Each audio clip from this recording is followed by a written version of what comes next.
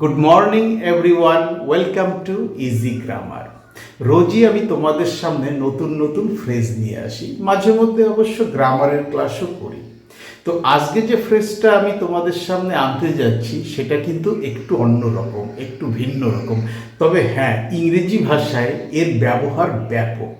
ফলে তোমরা যারা সাবলীলভাবে অনর্গল ইংরেজিতে কথা বলতে চাও তাদের কিন্তু এই ফ্রেজটা শিখে রাখতেই হবে। ফ্রেজটা কি সেটা জানার আগে আমি বরং বোর্ডে লেখা বাংলা বাক্যগুলো তোমাদের একটু পড়ে শোনাই, তাহলে তোমাদের বুঝতে কিন্তু সুবিধা হবে। চলো। তোমার বন্ধু এত চুপচাপ কেন? মনে হয় যেন কথা খুঁজে পাচ্ছে না। বন্ধু কিন্তু এত চুপচাপ থাকে না সচরাচর, কিন্তু আজকে দেখছি সে বেশ চুপচাপ। তাই আমি জিজ্ঞেস করছি, তোমার বন্ধু এত চুপচাপ কেন? মনে হয় যেন কথা খুঁজে পাচ্ছে না। বরুণ খুব বকবক করে, কিন্তু শিক্ষক কিছু জিজ্ঞেস করলে বোবা হয়ে যায়। বরুণের স্বভাব বকবক করা, কিন্তু যখনই ক্লাসে টিচার প্রশ্ন করে তখন সে বোবা হয়ে যায়। আমি তোমার মতামত জানতে চেয়েছিলাম, কিন্তু মনে হলো তুমি থম মেরে গেলে। কেউ কথা বলছিল, আমি কোনো একটা বিষয় তার মতামত জানতে চেয়েছি, কিন্তু হঠাৎ সে থম মেরে গেছে, কোনো কথা বলছে না। সে সচরাচর খুব কথা বলে, কিন্তু আজ যেন সে নিশ্চুপ হয়ে আছে। এমন একজন ব্যক্তি যে সবসময় কথা বলে, বেশ কথা বলে, কিন্তু আজকে সে হঠাৎ চুপ হয়ে আছে, কোনো কথা বলছে না। এই যে মানুষের হঠাৎ করে চুপ হয়ে যাওয়া, হঠাৎ করে মানুষ যখন কোনো কথা খুঁজে না পায়, যার স্বভাব কথা বলা কিন্তু সে যখন হঠাৎ একদম থম মেরে যায়, সেইটা বোঝাতে ইংরেজিতে একটা ফ্রেজ ব্যবহার করা হয়। আর সেই ফ্রেজটা হলো cat got one's tongue. Cat got one's tongue, এখানে যার কথা বলা হবে, যে চুপ হয়ে আছে, যাকে ইন্ডিকেট করা হবে, এই ওয়ান্সের জায়গায় তাকেই মেনশন করতে হবে। তাহলে চলো, ক্যাট গট ওয়ান্স টাং এই ফ্রেজটা ব্যবহার করে আমরা এই যে চারটে বাংলা বাক্য ইংরেজিতে বলার চেষ্টা করি। ভীষণ সহজ এবং ভীষণ ইন্টারেস্টিং। চলো। তোমার বন্ধু এত চুপচাপ কেন? Why is your friend, why is your friend এত চুপচাপ, so silent. Why is your friend so silent, মনে হয়। ইট সিমস, মনে হয় যেন কথা খুঁজে পাচ্ছে না। এই যে কথা খুঁজে না পাওয়া, হঠাৎ করে চুপ হয়ে যাওয়া, এই ব্যাপারটা বোঝাতেই আমরা ক্যাট গট ওয়ান্স টাং এই ফ্রেজটা ব্যবহার করব। তো এখানে আমি তার বন্ধুর কথা বলছি, তার বন্ধুর কথা বলতে গেলে আমি ওয়ান্সের জায়গায় হি বসাবো। It seems the cat got, ওয়ান্সের জায়গায় হিজ, তার, his tongue. Why is your friend so silent? It seems the cat got his tongue. তাহলে বুঝতে পারলে, ক্যাট গট সামওয়ানস টাং বা ওয়ান্স টাং এই ফ্রেজটা দিয়ে আমরা কি বোঝাতে চাই? আমরা বোঝাতে চাই যখন কোনো লোক হঠাৎ করেই কথা বলা বন্ধ করে দেয়, কোনো জায়গায় গিয়ে কিছু বলতে গেলে কথা খুঁজে পায় না, কি বলবে কি না বলবে এই ভেবে চুপ হয়ে থাকে, তখনই ক্যাট গট ওয়ান্স টাং ফ্রেজটা ব্যবহার করা হয়। বরুণ খুব বকবক করে, যে বকবক করে তাকে বলা হয় talkative. Varun is talkative.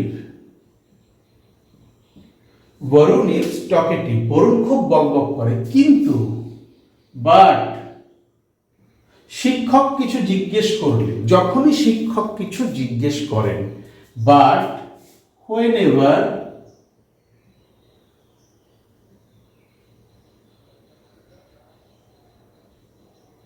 the teacher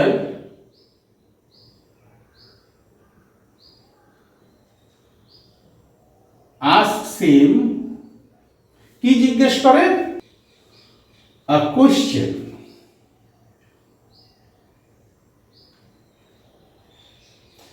Varun is talkative, but whenever the teacher asks him a question, এইবার আমি ফ্রেজটা ব্যবহার করব। শিক্ষক কিছু জিজ্ঞেস করলেই সে বোবা হয়ে যায়। The cat suddenly, হঠাৎ করেই,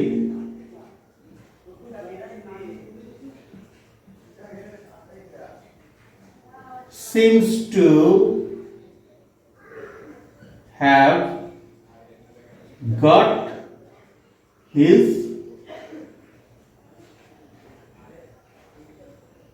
tongue. The cat suddenly seems to have got his tongue. এখানে আমি কয়েকটা ওয়ার্ড বেশি আনলাম। The cat got his tongue এর জায়গায় suddenly seems to have, এই যে ওয়ার্ডগুলো আমি আনলাম এইটা বোঝানোর জন্য যে যখনই শিক্ষক তাকে কিছু জিজ্ঞেস করে মনে হয় সে বোবা হয়ে গেছে, সেটা বোঝানোর জন্যই আমি সাডেনলি সিমস টু হ্যাভ এই ওয়ার্ডগুলো ফ্রেজের মধ্যে নিয়ে আসলাম, ফ্রেজটাকে আরো ক্লিয়ার করার জন্য। আমি তোমার মতামত জানতে চেয়েছিলাম, কিন্তু মনে হলো তুমি থম মেরে গেলে। তুমি কথা বলছিলে কোনো একটা বিষয়ে, আমি তোমার মতামত জানতে চেয়েছিলাম, কিন্তু তুমি একেবারে চুপ হয়ে গেলে, একদম থম মেরে গেলে, কিছুই বললে না বা কিছুই বলছো না। তো সেইটা বোঝাতেই আমি ক্যাট গট ওয়ান্স টাং ফ্রেজটা ব্যবহার করব। আমি তোমার মতামত জানতে চেয়েছিলাম, I asked you for your opinion. I asked you for your opinion, but মনে হলো, it seemed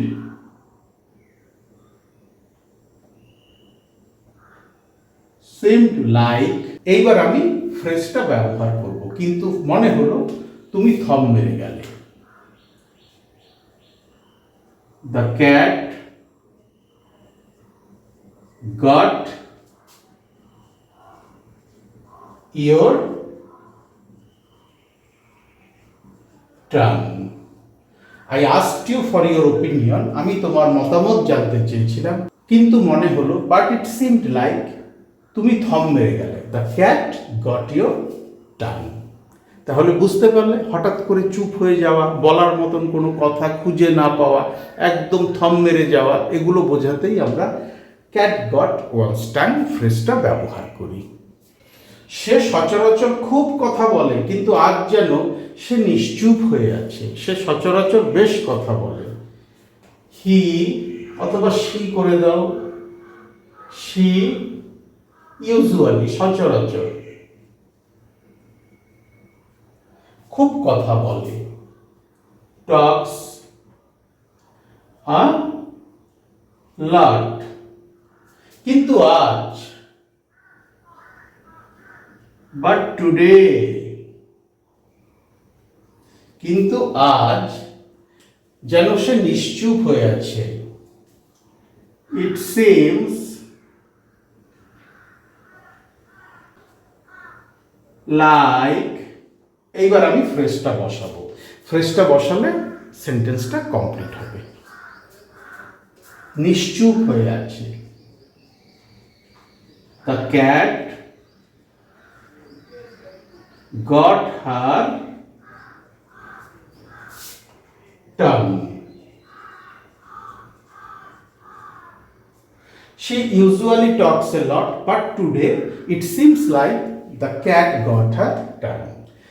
সে সচরাচর খুব কথা বলে, কিন্তু আজ যেন সে নিশ্চুপ হয়ে আছে, চুপ হয়ে আছে, কোনো কথা বলছে না। তাহলে মানুষ যখন হঠাৎ করে চুপ হয়ে যায়, কোনো কথা বলে না, বলার মতন কোনো ভাষা খুঁজে পায় না, কিছু জিজ্ঞেস করলে কোনো উত্তর দেয় না, তখন আমরা মানুষের সেই অবস্থাটা বোঝাতেই ক্যাট গট ওয়ান্স টান ফ্রেজটা ব্যবহার করি। আর এখানে আমি যে ওয়ান্স লিখেছি, যাকে ইন্ডিকেট করা হবে সেন্টেন্সে, এই ওয়ান্সের জায়গায় তাকেই বসাতে হবে।